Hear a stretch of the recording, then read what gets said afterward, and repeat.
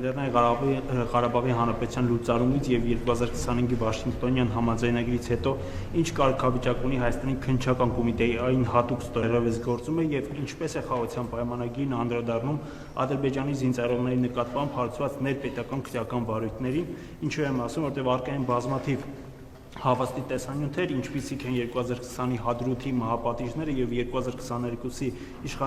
իշխանասարի վայրագությունները, որոնք ցուցադրում են հայ ռազմագերիների խոշտանգումներն ու արտադատարանական սպանությունները։ Արդյոք այս տեսանյութերի հիման վրա հարուցված քրեական գործերը դեռ բաց են, թե դրանք կարճվել են խաղաղության բանակցություններում քննարկված հայցերի փոխադարձ հետկանչման շրջանակում։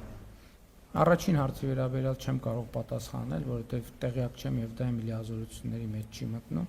Երկրորդ հարցի վերաբերյալ դուք գիտեք, որ խաղաղության համաձայնագիրը նախաստորագրված է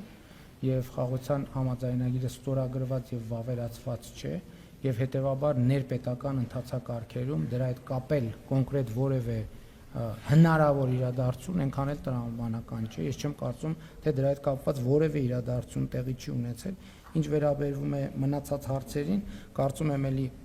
խաղաղության համաձայնագրի տեքստը հրապարակային է եւ այն ինչ որ դուք ասում եք, ինքը նաեւ իրավական վերլուծության պիտի ենթարկվի, որպեսզի պարզաբանվի ձեր ասածը ընդհանրապես այդտեղ պատճառահետևանքային կապեր